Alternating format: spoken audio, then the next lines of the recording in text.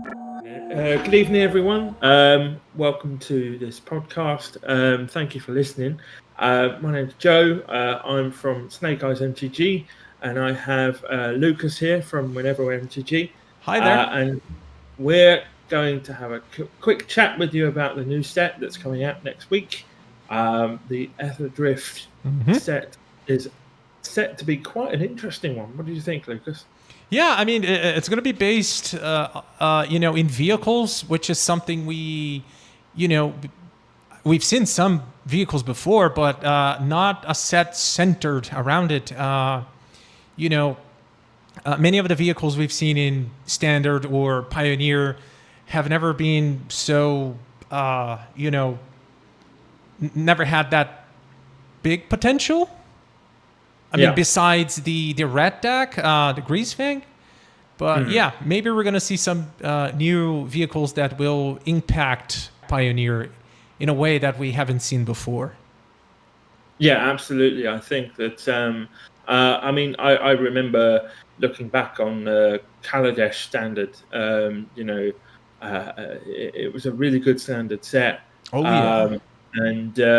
This is quite a nice sort of throwback to that. I actually think that it's almost a little bit of, it reminds me almost Fortnite kind of. It has that kind of that bright, colourful kind of artwork, especially. It definitely looks really, really quite fun. I totally agree. Yeah.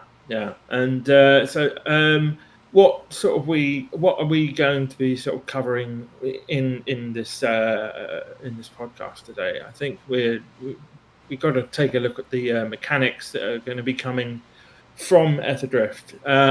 What new mechanic have you seen that you kind of find quite interesting? Well, I mean, we got to start off with start your engines.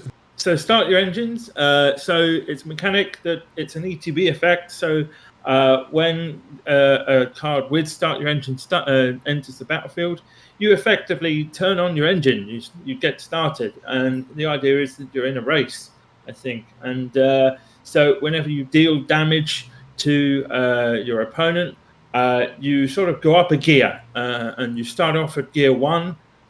So starting your engine, it puts you into gear 1, and then you hit your opponent, and that puts you into gear 2, gear 3, gear 4, and at gear 4 you're at maximum speed, at which point you unlock some useful or interesting effects from that particular card, whether it be a new effect, or there's a land where you can tap for 2 mana if you've got max speed. There's lots of different effects that can affect the game, in particular in the late game, I think. I do get the kind of idea that it might be a more limited sort of sealed or draft effect. I don't know how much of an effect it'll have on the Eternal formats, but there might be one or two. In particular, I think there may be one or two nice sort of vehicles for Greasefang to get its teeth into, perhaps. But, I hadn't thought of that, actually. That's actually a good point. There may be one or two vehicles for Greasefang. But yeah, okay. And so yeah, what about another mechanic? I think there's one that's one of my favorites that I do tend to go back to quite a lot. And I know what you're talking about. Cycling. Yeah, cycling. We're gonna see the return of cycling. It's been in Magic for quite a while, but it's always nice to revisit it because it gives you flexibility, and at the same time, if you can't play that card, cycle it, move on. I think it's going to be great that we revisit it. Maybe it could revive some decks. I don't know. There was a very popular deck back in Standard, like a Boros build, where you would cycle your whole deck and try to finish off the game with Zenith Flare. Yeah, that was during Ikoria. I Yeah. built that deck. Yeah. Oh, Um, awesome. and yes, I think with the release of this new set, I think that some people are going to want to revisit that deck. I think. Most probably. Yeah. So, and then the final mechanic that I know of that is being introduced in Aetherdrift is exhaust. Yeah. Now, this is an interesting one. I don't know I don't know if I'm super convinced by it. Essentially, exhaust it gives the creature the ability to activate this ability only once. Once. Yeah, then it gets exhausted. Well, I You mean, see, the problem is I'm a greedy boy, and I don't like once. I like to do it again and again and again and again. So I don't know how I feel about this one. What about you? well, I mean, probably those abilities will be kind of broken, so you only get to activate it once. But Yeah, we shall see. I mean, I've seen some cards that uh, if you pull that off once, you're probably going to be very ahead in the race. Uh, so doing it twice or more might, cause a disparity or disbalance the yeah. game. It'll be unfair as hell, Oh basically, yeah. as well. Yeah. So yeah, and that's fair enough. But yeah, of course, the new loot has got a very busted exhaust mechanic, which is quite Oh yeah. I interesting. mean, 3 different abilities, man. Talk about it. Yeah, so it's definitely a very flexible mechanic that Yep. hopefully will see some play. If not in the sort of the older formats, maybe Pioneer might see one or two, and I believe Standard I so. think definitely see one or two. Hmm. Um, so yeah, so in this podcast, of course, one of the things I'd like to sort of chat with you about are the sort of top 10 Aetherdrift cards, in particular for the Pioneer format.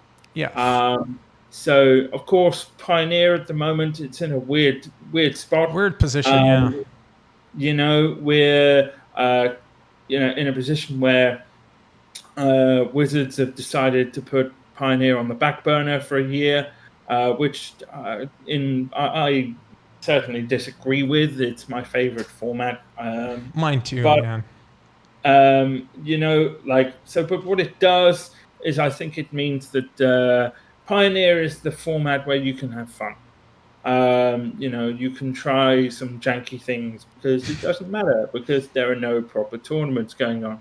And so I think that gives us some flexibility in our building. So yeah, let's take a look at some of the cards that we've been chatting about it for a while. For a while, yeah. We come up with 10 in particular that we are excited to look at in more detail. All right then. What about the first one? Would you like to go ahead, Yeah. Lucas? Let me do that. So, like Joe said, we've been discussing it for a while, and we sort of agreed with most of it.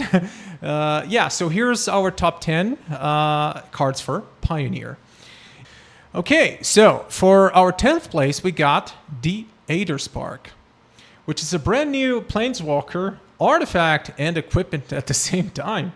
It says it's 4 mana. It says as long as the Aetherdrift is attached to a creature, the Aetherdrift can't be attacked and has, whenever equipped creature deals combat damage during your turn, put that many loyalty counters on the Aetherdrift.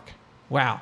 +1, attach the Aetherdrift to up to one target creature you control. Put a +1/+1 counter on that creature. -5, draw 2 cards. -10, add 10 mana of any one color. Jesus. Man, I mean, at first glance, I mean, it's an equipment. It could be somewhat slow. We haven't seen many like equipments in Pioneer lately. Not that I can remember. So yeah, what are your thoughts on that card? Well, it's definitely an interesting one, isn't it? I mean, the fact that it's colorless means that it can That's go something. into any part of the color pie. I definitely think that there will be someone who tries to build around this card. Mm-hmm. I do think that the fact that Sigarda's Aid is in the format means that people will be going, "Oh, there is something here," because Yeah. Never there thought of also that. happens there also happens to be a certain hammer, large hammer, of colossal size, should we say? Um, so yeah, so Colossus Hammer is in the format as well, and so That's as a true. spark, there seems to be, the fact that it's equipment. What a unique planeswalker! Very Um, unique. like I do feel like Wizards, the team there are the design team are getting very creative with their planeswalkers, Mm-hmm. giving, so for example, like Kaito from the last set, not the last set, was it the last set? Duskmorn. So 2 sets From ago. 2 sets ago, sorry. Having ninjutsu, that was something crazy. That was, And now yeah. they're doing something even crazier.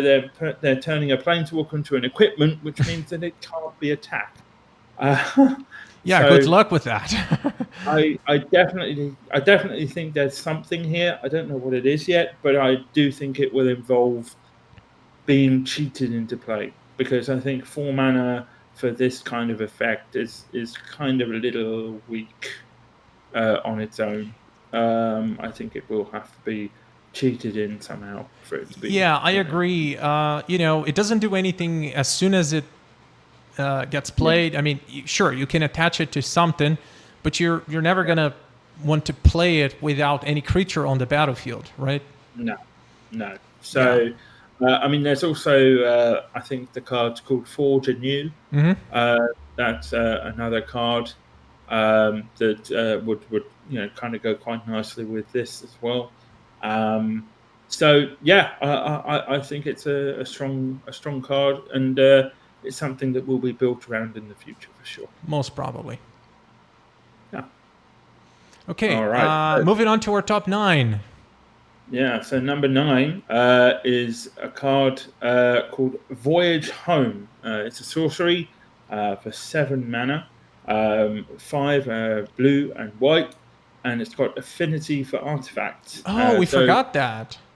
Yeah, It's it's going to cost 1 less for each uh, artifact you control, and it's very simply it's draw 3 cards, gain 3 life, huge. which in the right deck, Metalwork Colossus, I'm looking at you. It's definitely just a nuts card. I think it's definitely going to be one of those that will slide into that deck very, very nicely. I'm not saying it's going to be a 4 off, but definitely going to be very nice. What do you think? I totally agree, man. And I think it could be a 4 of. I mean, think like this: it draws 3, gain 3 life, so it basically refuses your hand. And if you're, getting stomped, getting those 3 life points can matter. So yeah, in a Azorius build, I think this is gonna be very effective. For doing all of the mentioned things. And the fact that it has affinity for artifacts, most of the time you're going to be playing it for 2 or maybe 3 mana, 4. I mean, Yeah. most of the time 2. So, yeah, I think it's going to be great. Yeah, I mean, Treasure Cruise for artifacts is quite nice, I think, Oh, for an yeah. artifact. Because I think you So, can play it for 2 by turn 4 or 5. yeah, yeah, Yeah, I think that's you right. can probably That's right. have, 5 artifacts by turn 4 or 5. Yeah, I mean, in like, bear in mind that Pioneer does actually have a couple of 0 mana artifacts. One Oh, of yeah? which is it's Mox Amber. Yep. Mox Amber one. I think there's a bauble. Is there a bauble? No, maybe there's not. That's actually Not sure. I don't think so. no. I think, but anyway, it does have Mox Amber, which can help with that. So there's definitely something there. I mean, also you have access to Emery as well. Ooh. So Emery, Lurker of the Lock, I think it Mm-hmm. is. It's a very powerful card in the artifact colors. I'd like to see something built around this deck, this card for sure. And I think it will. Hmm. So, let's move on to our top 8. And we have this one here, Repurposing Bay. Man, yeah. Some people are already saying that this will be the next birthing pod, but for artifacts. So it's a 3-mana artifact that has an activated ability. 2 mana, tap, sacrifice another artifact, search your library for an artifact card with mana value equal to 1 plus the sacrificed artifact's mana value. Put that card onto the battlefield, then shuffle. But activate only as a sorcery. Still, man, I think this card will bring a lot of possibilities, right? I mean, there are a lot of cheap artifacts that, enter the battlefield to do something, which you can just, sack it later to get something better with more ETBs. So, we were talking about the Metalworker Colossus. Yes. Yeah, and maybe this could fit into that deck. What do you think? So. Yeah, I think so. I mean, being able to tap it and sack it for, or you can sacrifice, for example, you can sacrifice a token to get a portable hole. You can sack a portable hole to get a foundry. There's definitely some utility for this one. One card that caught my eye when looking at this was the Enigma Jewel, which you can tap it for 2 mana and use that mana to activate the Repurposing Bay, sacrificing itself. And fetch something for 2 mana. So there's a few cards that definitely go well with this deck, with this card. Sorry, I don't know yet if it has enough support to be the centerpiece of a deck yet. I don't think there are enough kind of combo. Because I think you have to do combo things with. If you have a tutor effect, you probably want a combo or something very something that can end the game. Yeah. So, but again, Repurposing Bay, it goes really nicely alongside Emery. I mean, whatever it is that you put into the graveyard, you can get back again with Emery. So maybe there's something there. Again, it would have to be artifact based. But I don't know. It doesn't fit quite as seamlessly as Voyage Home does into the Colossus deck. But there's definitely something there, that's for sure. I think you'll find some people trying to build something with this. Most probably. Okay, moving on to our top 7, we have Grain Bubble. Oh, man. That's right. Yeah. Grim Bauble. So, yes, so this one's an interesting one. Grim Bauble. It's an artifact for 1 black. When this artifact enters, target creature an opponent controls get -2/-2 until end of turn. And it also has an activated ability of 2 and a black and tap. Sacrifice the artifact. Sacrifice Grim Bauble. Surveil 2. Which is a nice added bonus. So this one's quite an interesting one. It's a really cheap. We do have a bauble in Pioneer. We do. Bang! Do you know what? I knew we had 4 Yeah, Pioneer. all What did all I this say? time, man. It's not one. It's not 0 mana though, which is a shame. But nevertheless, right. So Grim Bauble, what do you think?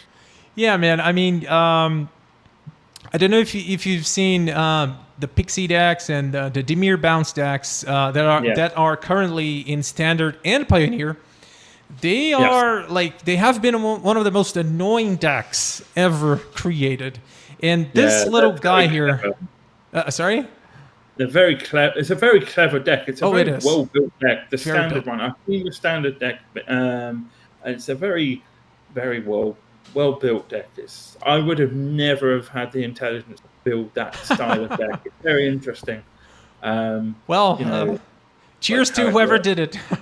Yeah, And yeah, yeah. so yeah, I think this little guy here will probably see play. Not probably will see play in Pixie decks and Dimmer bounce decks, because it's an early disfigure. It's 1 mana, -2/-2. It will kill most of the 1 drops in Pioneer, and it has that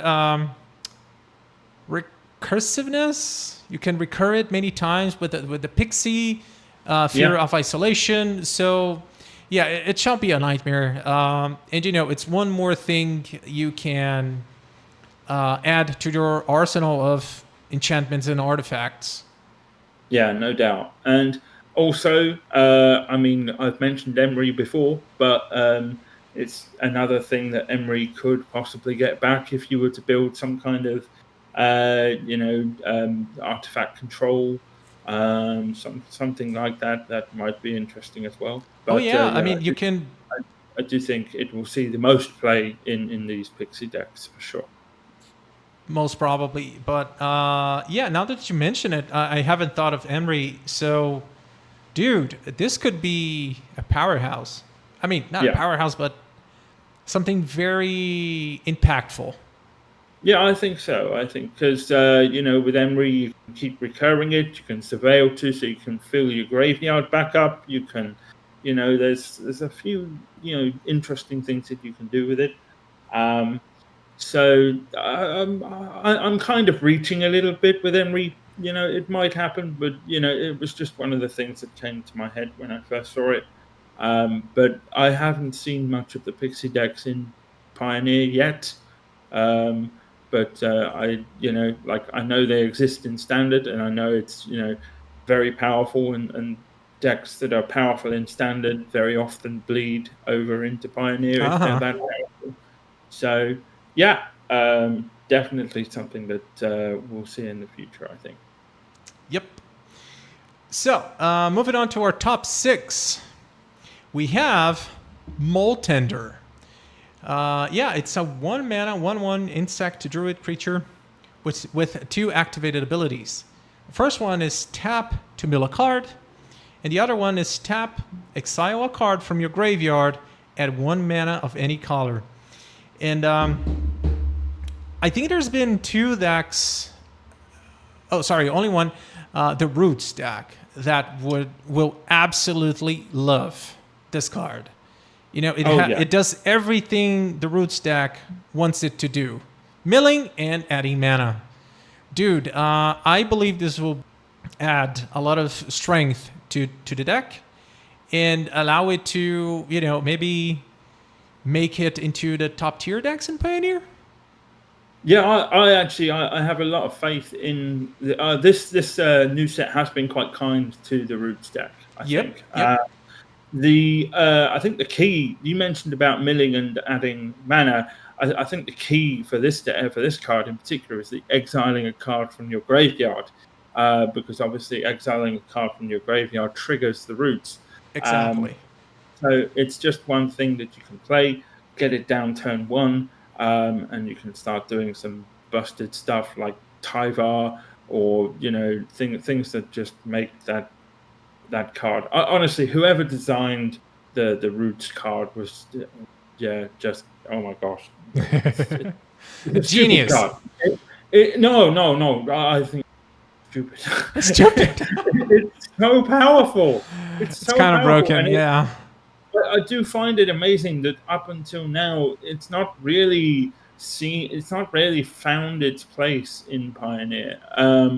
But I mean, it's found its place in other formats, thankfully. But yeah, I think that with this and with another card from the set that we might talk about later, there might definitely be a new home for Insidious Roots. Agreed. Yeah, maybe this will, prop the deck up. Maybe, to a tier three or two. Yeah, we shall see. Yeah. Awesome. So, moving on to top 5. What do we have? So, top 5, and so this one is my personal favorite card, and I think it's also yours, Lucas. Yes. In the deck. And it's a certain black-white legendary god called Ketramos, as in Oketra. So Ketramos, the New Dawn. It's one white and a black legendary creature god, and it's a 4/4 with menace, lifelink, and indestructible. Holy shit. And yes, yeah, it's that good. But it does have a little drawback, and that is Ketramos can't attack or block unless there are 7 or more cards in exile. So this is very common of like the gods, isn't it? Yep. To not be able to attack straight away, that kind of thing, unless sometimes it's devotion. In fact, I think most of the time it's devotion, isn't it? Yeah, The in god. Theros, most of the time we had, they were unable to attack or block. Devotion 5 or Devotion 7. I Yeah, think yeah, something like that. But- But for the gods in Amonkhet, they all had different, conditions. Oh yes, of course, yeah, yes. But anyway, so the next line of the text is the text that I'm interested in the most. Oh yeah. So, whenever 1 or more cards are put into exile from graveyards, or the battlefield during your turn, you draw a card and you lose 1 life. Now, this is a card I have done significant, and I mean significant, testing with. And in the right shell and in the right situation, this card, it kind of goes a bit bonkers. It does. It does some really silly things. Because in Pioneer, there are lots of ways to exile things from not only from the battlefield, but also from the graveyard. We're talking Portable Hole. We're talking Anoint with Affliction. Anoint from Affliction. Anoint with Affliction. We're talking Vanishing Verse. We're talking Malt Tender. Oh We're yeah. talking lots and lots of ways of exiling cards from graveyards. Now that you mentioned it, do you think the Roots deck could see a splash for white? It's definitely an interesting one, isn't it? Yeah. I did have this conversation with someone about the Roots deck, but I'm not sure. I feel like the Ketramos and the Roots would be competing with each other. Because with things like Roots, you have to be all in, I think, and it's the same with Ketramos. I think with Ketramos, whilst I think Ketramos is the most powerful card in the set, the reason it's not at number 1 is because you have to build very heavily around it, I think. And I think I might have a deck that I might chat to you about a bit later about on this podcast, where I think it might fit the best. But yeah, that's for now. Let's move on to number 4. Yeah. So on number 4 we have Bright Glass Gearhulk. Yeah, has been one of the earliest spoilers. I mean, one of the first cards to be spoiled. Yeah, I think it was spoiled back in October or something last year. Yep, Or exactly. something like that. So, what does it do? It's a 4-mana. GP Vegas. Sorry. GP Vegas, I think it was. So, what does it do? It's an artifact creature. It's 4 mana, 2 green, 2 white, 4/4, first strike and trample.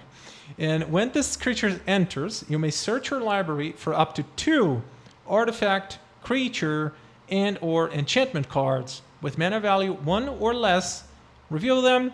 You put them into your hand, then shuffle. Dude. Yeah. There's so many possibilities with this card. I mean, we were just talking about some of them. Yeah. So what are your thoughts? All I can say is, bang! I've just been hit by a hammer. A big hammer. Again, hit by the hammer. Now, so artifacts, creatures, enchantment cards with mana value 1. Guess what the mana value of Sigarda's Aid is? 1. 1. What's the mana value of Colossus Hammer? 1. Guess what happens when you have both of them on the battlefield with a Bright Glass Gearhulk? You get a 14/14 first strike trampler. It's quite hilarious and ridiculous. Yes. So I think Bright Glass Gearhulk is the most powerful of the Gearhulks that have come out. Yeah, by a mile. I think that this one is going to. I think it's going to create a deck by itself. I think we're going to see a Selesnya or an Abzan build around this, because as far as I'm concerned, you can have 4 copies of Bright Glass Gearhulk in your deck, 1 copy of Hammer, 1 copy of Sigarda's Aid, and a perfectly serviceable mid-range list to boot. I mean, if you went with just Selesnya, you might want to go maybe more, maybe Company. I don't know about Green-White Company, if Green-White Company would want this. But I'm not really sure, because Company only gets creatures with mana value 3 or less.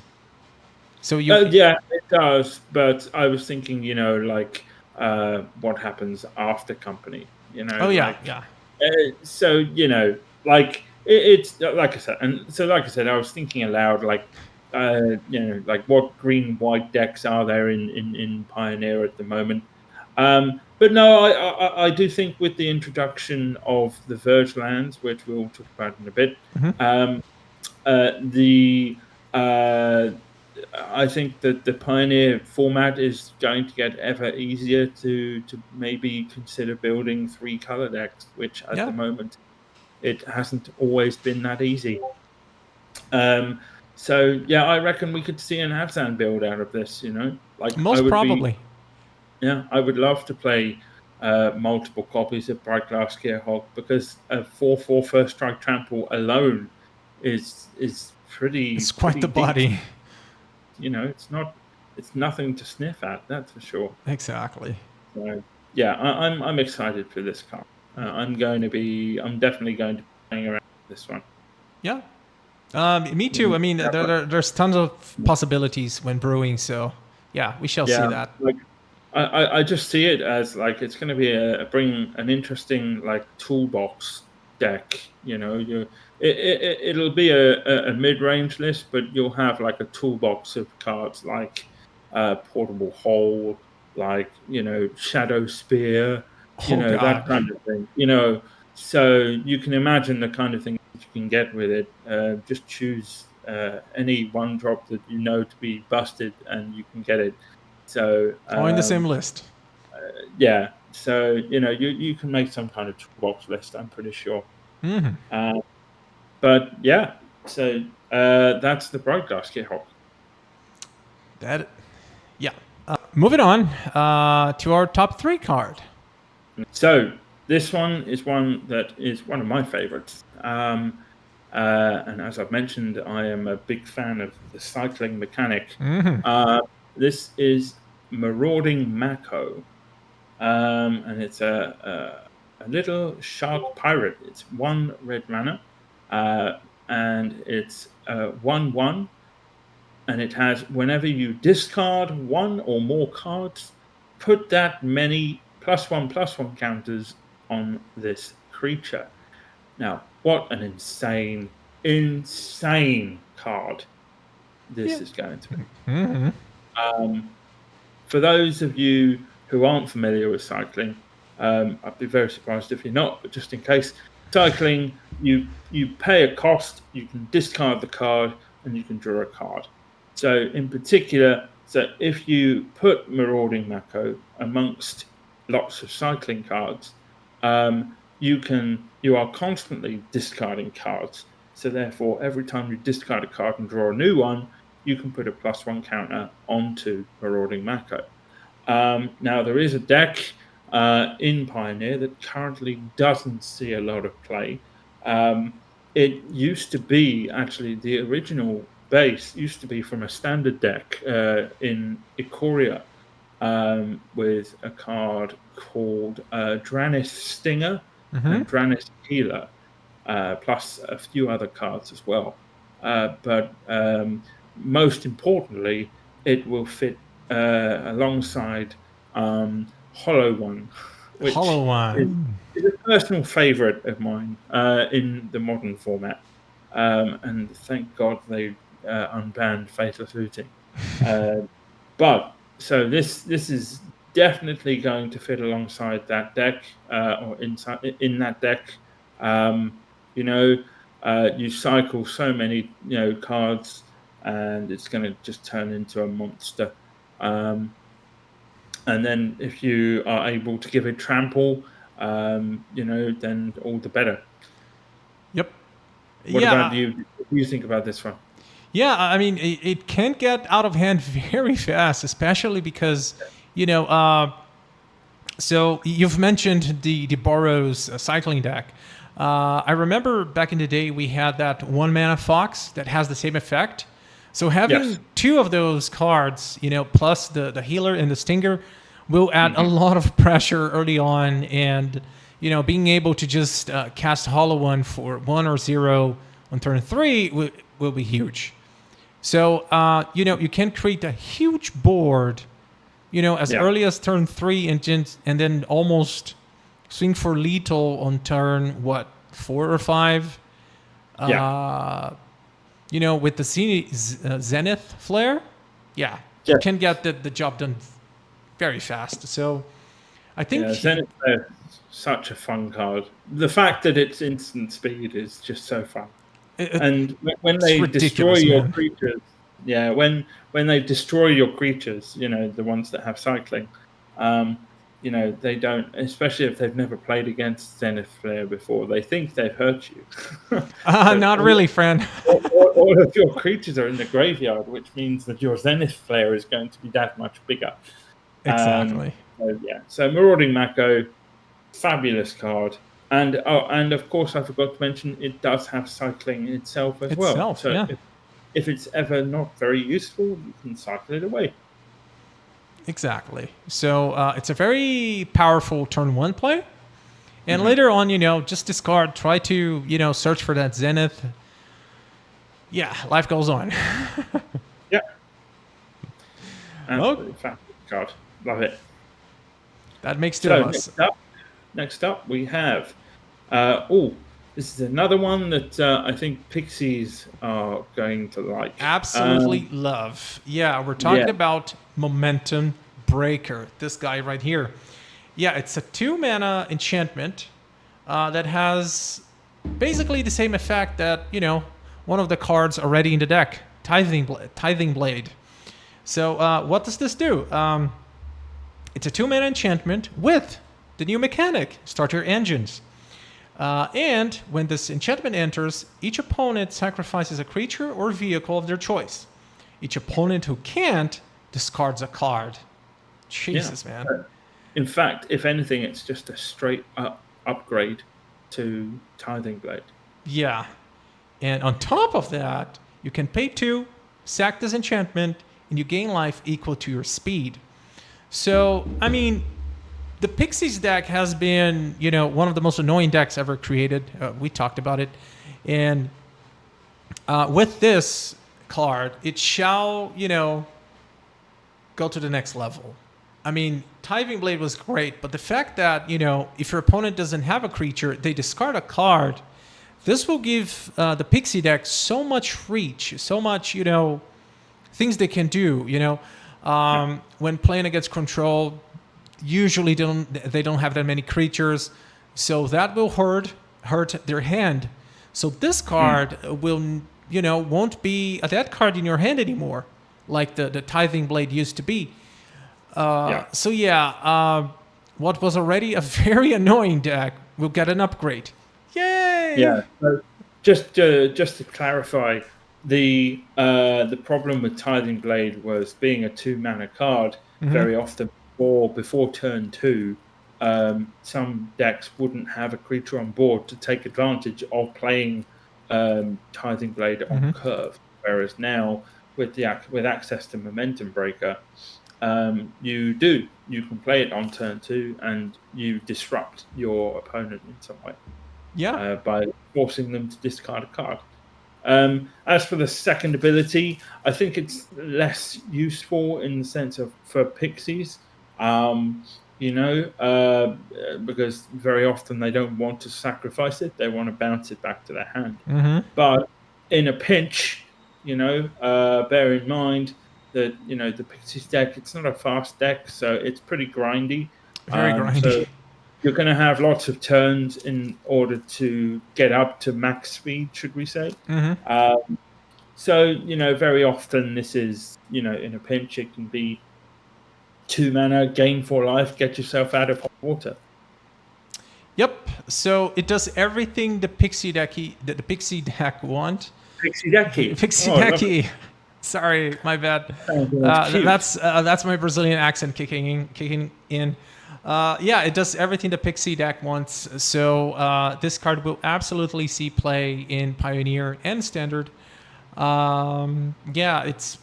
It's meant to be up here in top 3 because the Pixie deck has been a thing in Pioneer. I believe it shall see a lot more play now, and with this card doing both, Hopeless Nightmare and Tithing Blade effect, it's just huge. Because in a way of looking at it, you have either 8 discard effects or 8 sacrifice effects, and that's just mind blowing. Yeah, no doubt, and I think that's one of the reasons why this is in our top 3 is not because it's like super powerful like Ketramos or Bright Glass, Gear Hulk or whatever, but purely because it just slots straight into a deck. It's a straight upgrade, Yeah, like if you're not playing this card when it gets released, you're doing something wrong. Yeah. Okay, so let's move on to our top one, shall we? No, that brings us to the final card in our top 10, the number 1. We have Bloodghast. Now, this is another favorite of mine. I do like my graveyard decks. That's something I am known for. So for me, I've played Modern, I've played Pioneer. I've always tried to end up building some kind of graveyard-based deck, and for me, something that when I saw it spoiled, I got all warm and fuzzy inside. Of course. Because Bloodghast, it's 2 black mana. It's a creature, vampire spirit. It's a 2/1, and it's surprisingly it's a rare, which I don't know if it deserves to be a rare. I mean, it's powerful, but I don't know if it deserves to be a rare. But so it has this creature can't block. This creature has haste as long as an opponent has 10 or less life. But the most important ability that it has landfall. Whenever a land you control enters, you may return this card from your graveyard to the battlefield. That ability just makes me happy. Oh yeah, I mean, So, you don't have to yeah, cast anything. You just drop a land and you have a 2/1 creature. Right back. exactly. Yeah, exactly. So this deck, this card, it can fit into a lot of graveyard synergetic decks. I think that's something that's missing from the Pioneer format in general. Apart from Phoenix, you don't really see any decks that are let's go graveyard. Like it's not so common these days, and it's why I think that Bloodghast coming into the Pioneer format is such a big deal, because I think it will do wonders for people who love graveyard decks. Um, so, have you any? Are there any decks in particular that you think that Bloodghast will be seen in? I mean, I think the only one I can think of is the Roots deck. I mean, that will fit. That's like an absolute, obvious thing to do, because you want to get creatures out of the graveyard, but just playing a land, that's a very, let's say, free cost for you. Yes. Most cards, Yeah. you need a card or two to get something out of your graveyard, and Bloodghast just keeps doing it every single turn, but just playing a land. So Yeah. this will be just perfect for the Roots deck. It might no, it might no, it will see play in the Roots deck. Probably a 4 of. Yeah, most definitely a four of. Yeah. Besides the Roots deck, some Golgari or Jund graveyard deck. Perhaps. So I obviously I sort of like to expand on your roots, the insidious roots deck. I've actually been sort of brewing with a friend of mine a roots deck that includes Bloodghast. So it includes Bloodghast. It includes Forsaken Miner. And it also includes Priest of the Forgotten Gods. Ah, man, I Um, hate that card. now, so you're able to recycle both Forsaken Miner and Bloodghast to the Priest of the Forsaken Gods. And it's just a really powerful way of not only getting value out of Bloodghast, but triggering roots as well.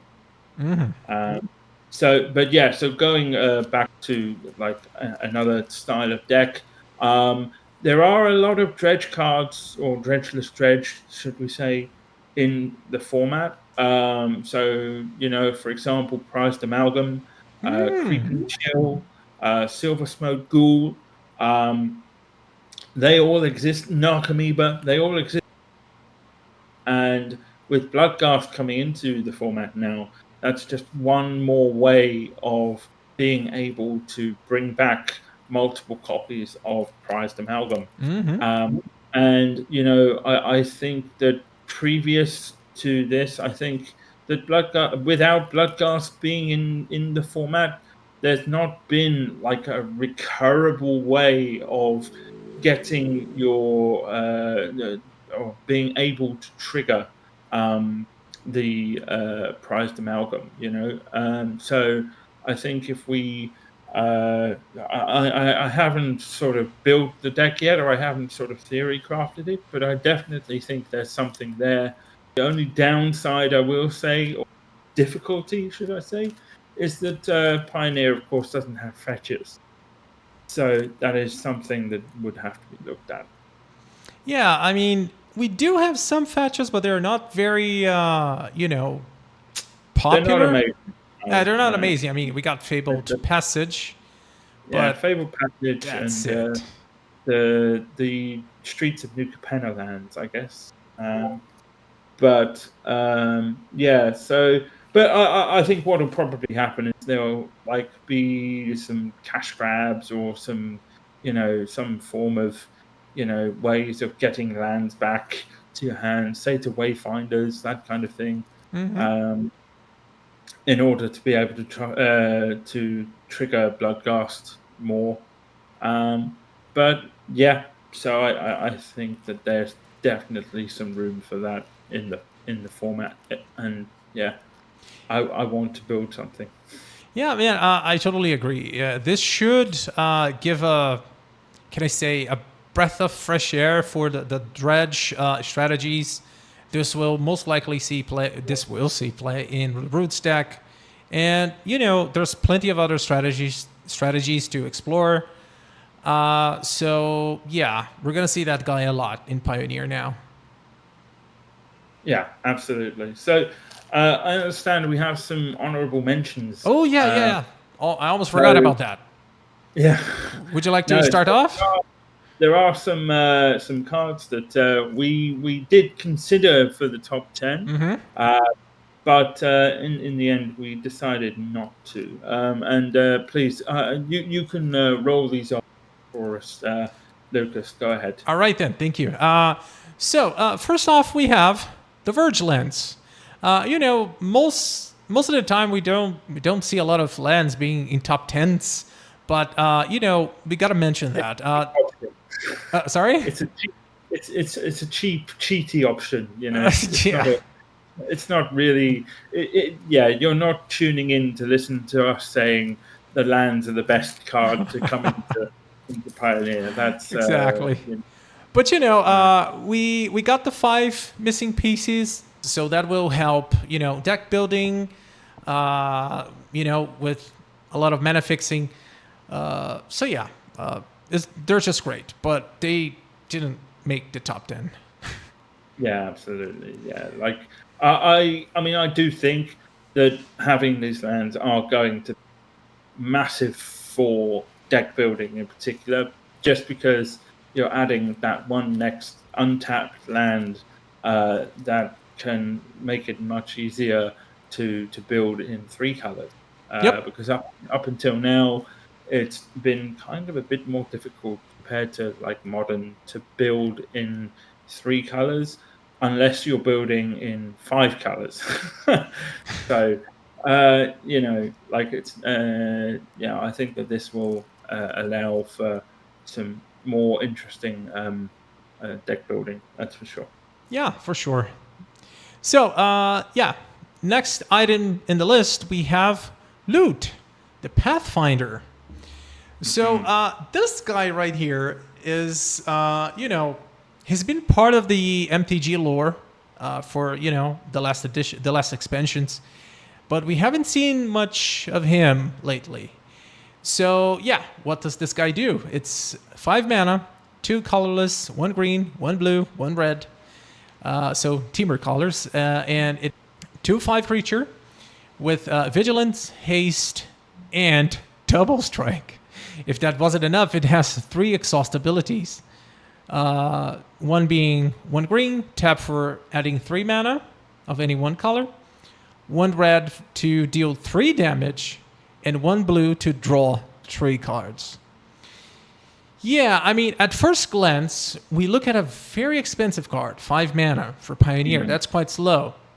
But, if we're able to, drop it into the graveyard, which is something you love, and I don't know, man, it combines very well with Agatha's Soul Cauldron, right? Yeah, absolutely. So yeah, I decided I thought this would make the honourable mentions as well because I did actually discuss with a friend of mine who's built an Agatha Soul Cauldron deck in standard with the Siren. What's the name? The one blue Siren. Yeah, Uh, it's a Spy. pirate, a 1/1 fly. When it enters, creates a map token. That one. Yeah, that's the one. Spyglass It's something. Siren. Spyglass Siren, that's the one. Thank you very much. So involving Spyglass Siren and the Cauldron. And we were kind of looking at the new set, and I jokingly said that Loot has some interesting activated abilities, and so it turns out that putting that card under exiling it with a cauldron can be quite interesting. Very. I mean, you get a bolt, Yeah, an ancient recall, or a Black Lotus effect. yeah. And so it does some very, very interesting. So from an if you're casting it normally, I think it's not gonna cut it. I think 5 mana for what it is kind of Quite you know slow. it's and also being an exhaust mechanic. So there we go. There is we did manage to fit the exhaust mechanic in somewhere. Uh, uh, but so I think this is really the only way that it could be used. But I do think it's very interesting. I think it's all. I don't think there's going to be a cauldron list that isn't going to be at least looking at that card, even if it can't play it. Yeah, I mean, there's tons of ways to discard it or to mill it. So it will Yeah, definitely see some play with the Agatha Soul Cauldron. no Yeah, doubt. it's. I mean, man, 3 of the best effects in Magic: draw 3, deal 3, or 3 mana. It's just like it's too powerful not to be explored, not to be abused or explored or brewed with. Yeah, Yeah, no doubt. no doubt. And then Okay. we have one more, don't we? We have just one more, don't we? Yeah, I think we have 2 more. we have two more. Okay. Yeah, the Serpent and the Dredger's Insight. Ah, right. Yes. Okay. So, yeah, go ahead. The Sky Serpent. Yeah, so we were a bit on the fence about this one. I mean, well, you were. You didn't quite Yeah. agree with my point. So here's me trying to convince you again. So what does this card do? The Sky Serpent, it's a 2 mana, 1/1. Sorry, 1 green, 1 blue. It's a 1/1 snake with flying and death touch. So at first glance, you're looking at a powerful blocker. And it has an exhaust ability. Pay 4, you review cards from the top of your library until you review 2 land cards, put those onto the battlefield tapped, then shuffle the rest. So, yeah, I mean, it's 2 mana and then 4 to, ramp twice. But, I see this card being, a perfect fit for the Neve to Light decks, where, you don't have a lot of, powerful blockers early on. I mean, you do have the 0/3 barrier, but, it can get trampled. But the snake here can do that job. I mean, it blocks anything. It has flying and death touch. So, early on, if you can't ramp, at least you can trade with your opponent's creatures. So that's why I think, it does deserve some attention. I mean, if it stays alive, you're going to ramp. So your opponent has to deal with it. Because just, allowing you to get 2 lands is quite destructive. I forgot about the Niv to Light decks, so I concede my, should we say, complaints. I withdraw them. I withdraw my complaints. That's the one. I now understand what you're talking about. So yeah, no, very powerful card. Fair enough. Now the last one is Dredger's Insight. Now again, graveyard, graveyard. So Dredger's Insight. It's an enchantment for 1 and a green, and it says whenever 1 or more artifact and or creature cards leave your graveyard, you gain 1 life. When this enchantment enters, mill 4 cards. You may put an artifact creature or land card from among the milled cards into your hand. So, this is an interesting one because I think that this will work quite nicely alongside a graveyard synergy deck, such as something along the lines of with Prized Amalgam and Silver Smoke Ghoul. You're gaining life for Silver Smoke Ghoul. I think that there's definitely something to this. What do you think? Well, I think we talked earlier about this card. I mean, not in this video, but we did talk about it, and I was not quite convinced. I mean, there are several cards that just does the same in terms of milling. You just mill 4, just grab something back. But I do see your point now. It gains life, so it can help with some strategies. It can help you just surviving with some some extra life points. It could be Yeah. huge. So Please go on. what I quite like about this. Oh yeah, sorry. What I quite like about this card is there is a card that came out in Duskmoor, Omnivorous Flytrap, which now with this being an enchantment, the Omnivorous Flytrap, it's kind of a delirium card. So I do like the fact that it's an enchantment and not a sorcery, which these kind of effects usually are. I think that there's definitely something to be built there. Yeah. And Yeah, I didn't. so, I never thought of that. yeah. Here we go. Graveyard. I think about graveyards. I see that. We can all see that. Yeah, I'm always looking for graveyards and interesting things to do with your graveyard. So, that's where we come to a close with our cast this evening. So, how do you feel about this set now that we've gone through this top 10? Well, I mean, there's one thing I would like to mention. Rakdos mid-range or aggro has been one of the most predominant decks in Pioneer. But have you noticed we haven't seen one card for that deck? Thank God. Exactly, man. It doesn't need any more. Exactly. So they're not getting any upgrades, so that's something. Yeah.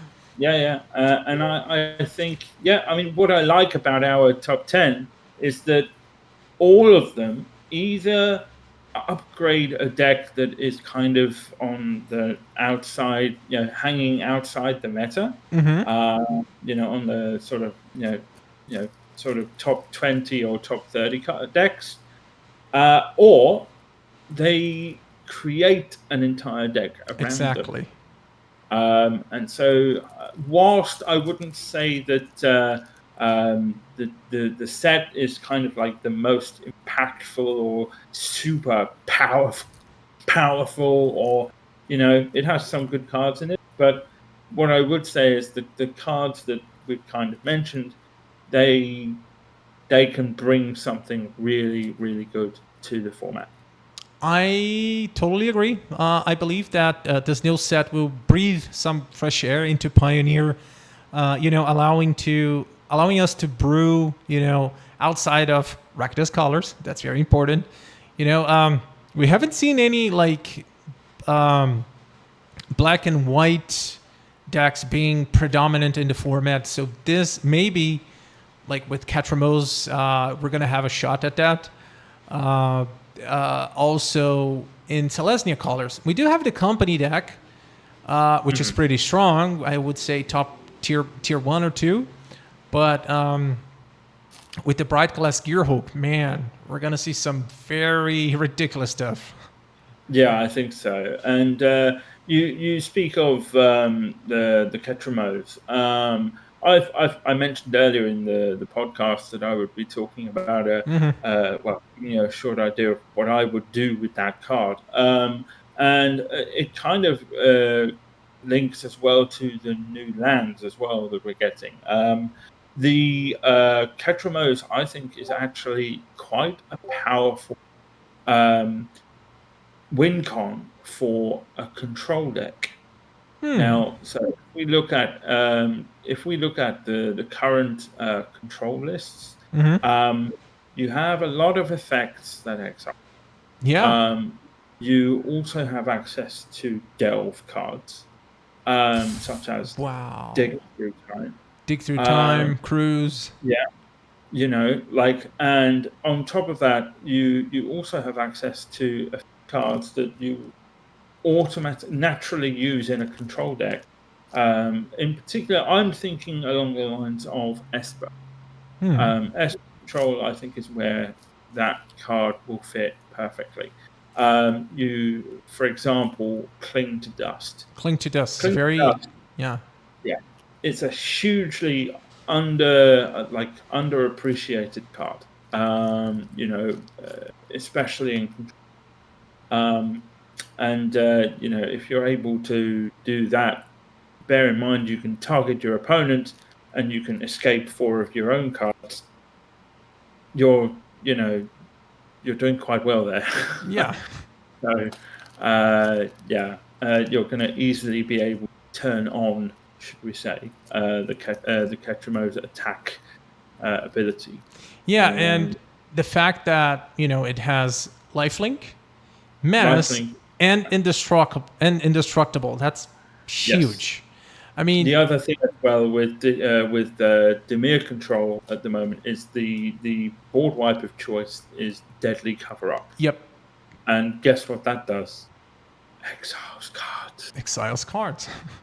You can collect evidence, and then later on, you can exile cards from your opponent's graveyard or deck or hand. So it's just huge. I think that turning on this card it won't be that hard. Yeah, I think in the right deck. But throughout my testing, I've been testing it in a mid-range shell. And I think it's not quite right for a flat-out mid-range card, because when it comes down, it doesn't do anything. Yeah. And it's not the kind of card that you want to play on curve necessarily, unless you have some free way of exiling a card on that turn. So I tried to build it with Scrabbling Claws. I'm sure you can put a picture of it up in the middle. I will. But yeah, so Scrabbling Claws. I tried to build it with that. It definitely worked. It did some stupid things. It really did. But I just felt like it didn't do enough on the turn it came down. But I think in a control deck, when you play it on turn 7, or turn 6, and you're holding up a counter spell of some kind as well, like, it's going to come down and it's going to be your win con. Yeah, I mean, it sort of have that what is it called again? The same effect as Up the Beanstalk. It's going to be the Esper's Up the Beanstalk. I'm pretty sure you can exile things every turn, so that will be an extra draw for you. But bear in mind, I mean, after doing that, I don't know, half a dozen times, that's six less life. So we need to think of something that offsets that life loss. But for control players, what do we have that offsets that damage, that life loss? Well, so to be honest, I think in a control deck, I think your life doesn't matter as much as you think it does, because you're controlling what the opponent does. You're destroying their creatures so they can't hit you. You're discarding their hand with Thought Seizes so that they can't, cast their spells. And you're just sitting there, you're drawing cards, and like you mentioned before, in a deck like this, with access to things like Deadly Cover Up, Deadly Cover-Up will exile 7 cards by itself easily. Well, could. It's collect evidence 6. It's likely to. So Yeah, bear likely. in mind that it's evidence 6. So you're going to have to exile quite a few spells, or well, not counter spells, but like negate or whatever. You're going to have to exile at least 3. At least, yeah, I see at least 3 being exiled. Yeah, and then you exile, you exile 4 cards if you're lucky with the, from your opponent's graveyard. 3 plus 4 equals 7, and then all of a sudden, Ketramose is turned on. So, I do think, and even if that doesn't, even if you don't have access to Deadly Cover-Up right now, you also have access to escape cards like Cling to Dust, which you will exile 4 cards from your graveyard. Or you have access to delve cards like Dig Through Time, which will exile 6 or 7 cards from your graveyard. So, I think that it will be turned on really, really quickly, and you won't have to worry so much about your life loss. Yeah, man. One more thing. If you have Catramose in play, Deadly Cover-Up will trigger it twice. So once for the collecting evidence, and once for the, once you exile your opponent's stuff. That is correct. That's 2 triggers. I say that's pretty awesome. I mean, the fact that Deadly Cover-Up won't destroy Catramose, plus 2 draws, and most likely you're enabling it to attack. So that combination right there, it's going to be huge. Yes, massive. Yeah, really will be. So guys, thank you very, very much for listening. If you would like to visit our any of our channels, you can. Of course, you've got Snake Eyes MTG. We're on YouTube. We are also. I'll put those in the description below. Yes, and please, just check out the description below. And goodbye from me. And thank you, Joe. Thank you for this. It was a great experience being with you tonight. Thanks for all the support. So yeah, guys, if you agree or disagree with any of the cards listed, make use of the comment section below. If you agree or disagree, let us know what you think. And in the description below, you're going to see both of our, both mine and Joe's channel. So be sure to subscribe to his channel if you haven't yet. And I guess I'll see you next time. Yeah, take care, guys. See ya.